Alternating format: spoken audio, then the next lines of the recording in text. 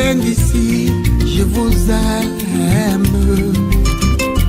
Citoyens d'ici, je vous aime. Vulgariser autant que possible les technologies agropastorales afin que dans les communautés béninoises de nos villes et campagnes, le plus grand nombre d'acteurs ruraux soient imprégnés de telles innovations. Innovations technologiques qui boostent les activités productives, galvanisent et enrichissent les divers acteurs à la base.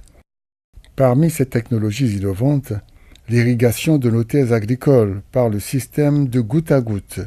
L'irrigation au goutte à goutte permet d'économiser entre 50, 40 à 60% d'eau. C'est un atout majeur, surtout que nous savons ce qui se passe du point de vue changement climatique. Il y a donc cet atout-là qui est très important. Le deuxième atout, c'est que ça économise la main-d'œuvre. Parce que ce n'est pas toute la superficie qui est mouillée. Donc vous avez moins d'herbe. Si vous avez moins d'herbe, vous avez moins de main-d'œuvre à utiliser pour le désherbage. S'il y a moins d'herbe, ça veut dire que les plantes ne sont pas tellement gênées.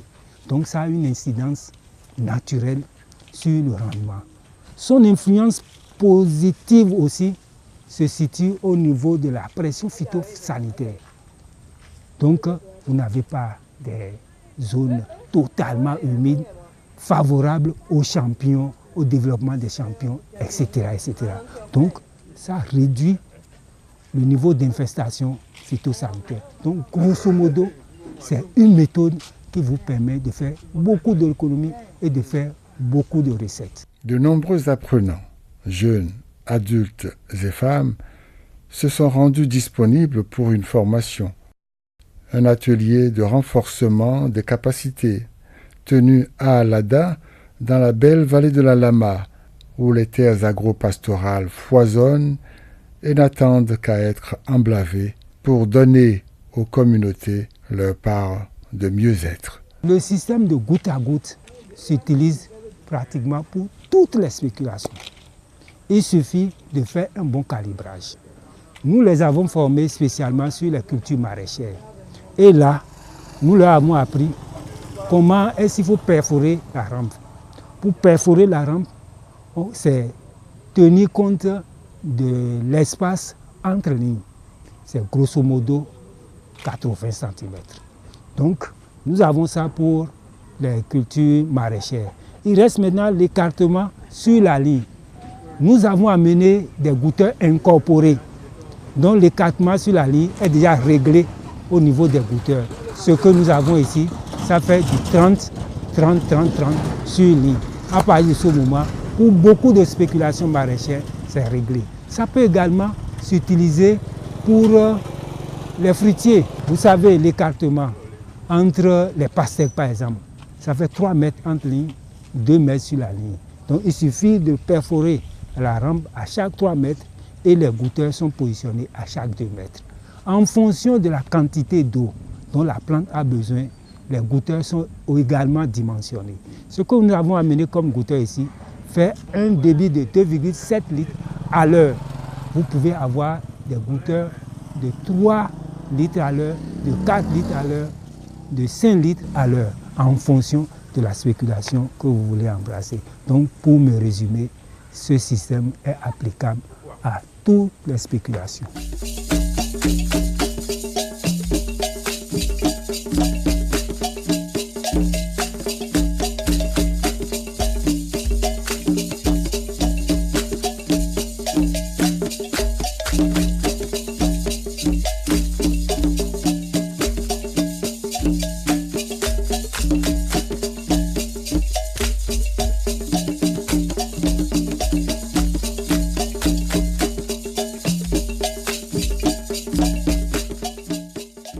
Mais alors, comment dimensionner les équipements de base?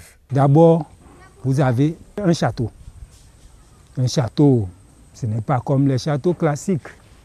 Ça peut être un peu comme ça là, mais ceci est déjà trop haut. Mais le château doit avoir une hauteur minimale de 1 mètre. C'est à partir de 1 mètre qu'on peut dimensionner en fonction de ses moyens. Si l'amener d'eau est une motopompe, vous pouvez aller même jusqu'à 2 mètres, 2 mètres 5. Il y en a qui font même plus que ça. Donc vous avez votre château. Sur le château, vous avez votre bonbonne qui doit contenir l'eau. Tout ça là, vous dimensionnez ça en fonction de l'emblavure et en fonction, bien entendu, de vos moyens.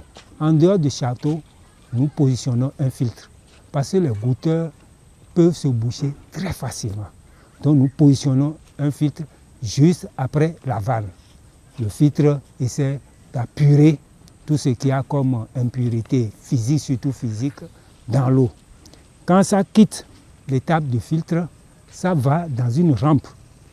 Ici, c'est des tuyaux pression de 50 que nous avons utilisés comme rampe. Et là, nous trouvons la rampe en fonction de l'écartement entre les 80-80, comme j'ai dit tout à l'heure. Dès que c'est trouvé, il y a un genre de ventouse qu'on met dedans pour l'étanchéité, pour que l'eau ne coule pas. Dès que la ventouse est mise, on met d'autres types de vannes par ligne. Et à ces vannes, on met les tuyaux qui contiennent les goutteurs. Donc on aligne ça, c'est recommandé en 10 et 15 mètres par ligne. 10 et 15 mètres si vous avez une hauteur d'environ 1 mètre, 1 mètre 50 à 2 mètres. Vous pouvez faire ça de part et d'autre de la rampe. Donc vous trouvez la rampe de ce côté, vous trouvez de l'autre côté pour faire économie de rampe. Et au bout de chaque ligne, il y a une ceinture pour ceinturer les tuyaux de goutteurs pour que l'eau ne coule pas là-bas. Tout ça là fait, au niveau de la rampe, il y a des bouchons pour que ça ne sorte pas de la rampe. Donc on bouche le bout de tous les bouchons et il suffit d'ouvrir. Vous avez votre système qui est en base, qui est quand même assez simple. Mais maintenant, après cette installation, comment se fait l'utilisation? Comment on règle le système d'irrigation? Et quelle quantité d'eau il faut à chaque plan? Par ce système de gouttage, l'eau irriguée vient directement au niveau du plan. Et pour ce faire, si nous prenons par exemple 400 mètres carrés de superficie emblavée pour la culture de tomates, avec le système d'irrigation goutte à goutte, au lieu d'utiliser 80 000 litres d'eau pour cette superficie, on utilise 40 000 litres d'eau par plan. Et ceci, c'est en fonction du niveau du cycle végétatif. Lorsque nous sommes au niveau du repiquage, supposons si nous arrosons de 7h, ça fait à 8h30, nous coupons. Nous reprenons supposons le soir de 17h à 18h30. Et au niveau du repiquage, ceci est fait tous les 3 jours. Mais maintenant, lorsque nous arrivons au niveau de la fructification de ces plants-là, l'arrosage est plus intensif.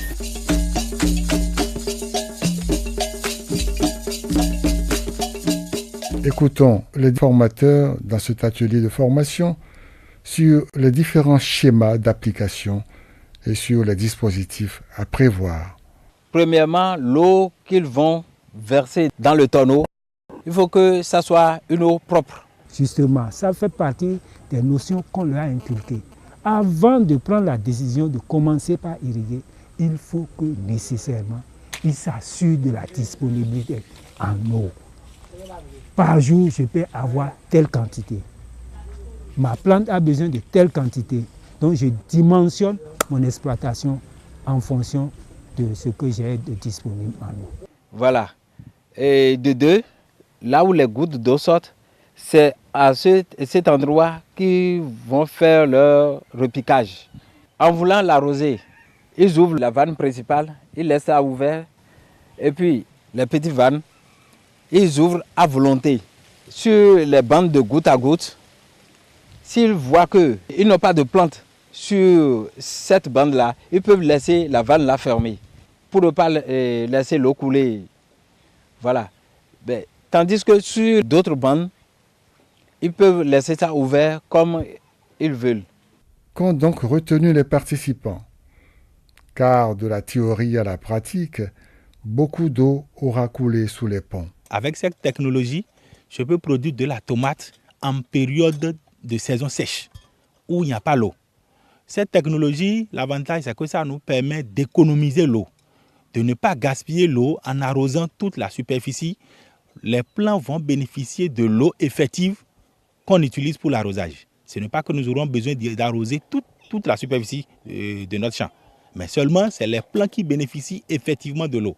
Donc il y a économie d'eau, et dès qu'il y a économie d'eau, c'est que les plants peuvent en bénéficier suffisamment.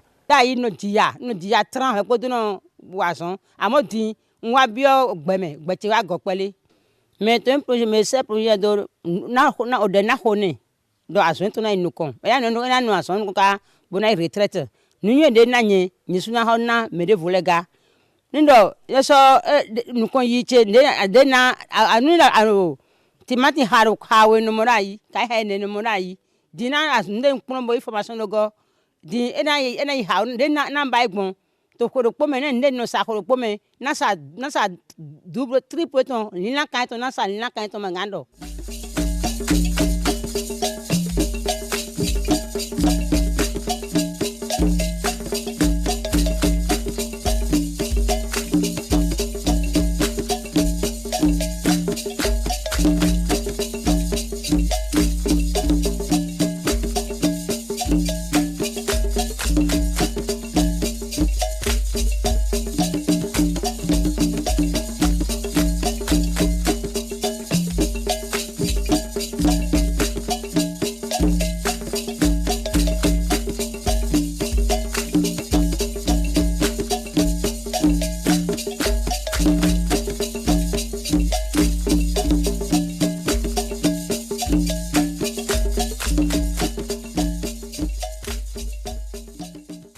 Les encadreurs eux-mêmes sortent renforcés de l'avis du responsable de la formation. Les initiateurs, je ne peux que les remercier parce qu'on en a discuté et ils ont pris ça à bras le corps. Parce qu'ils se disent que c'est une bonne chose pour les producteurs. Et la deuxième chose, c'est que je vois qu'ils sont vraiment très soucieux de l'avenir de leurs producteurs. C'est une très bonne chose. J'ai également apprécié, disons, la démarche prudentielle qu'ils ont adoptée. À cette étape, ils ont choisi de faire des démonstrations au niveau de certains producteurs pilotes. Ce n'est pas tout le monde qui s'embarque dedans. La Fédération des unions de producteurs du Bénin, FUPRO Bénin, a pour le souci de rendre service à ses membres. Donc à travers le programme Pura, ils apportent des technologies simples d'utilisation et moins coûteux pour réduire un peu ou solutionner certaines contraintes identifiées à leur niveau. Donc sincèrement, je ne peux que les remercier. Voilà donc une technologie innovante qui contribuera inéluctablement à booster les activités productives dans la Lama et bien au-delà dans les zones de production d'où viennent les divers participants à cet atelier. On n'allume pas une lampe pour la mettre sous le boisseau. Il faut que de la lumière de la connaissance et de ces savoirs innovants germent les fruits d'une prospérité plus grande, laquelle profitera à de larges communautés rurales en quête d'un mieux-être à répandre au bénéfice de milliers, voire de millions d'êtres humains qui n'aspirent qu'à cela. Citoyens d'ici, je vous aime. Citoyens d'ici, je vous aime. Vous qui travaillez sans cesse, et c'est pour créer des richesses. Vous qui avez l'amour de la patrie.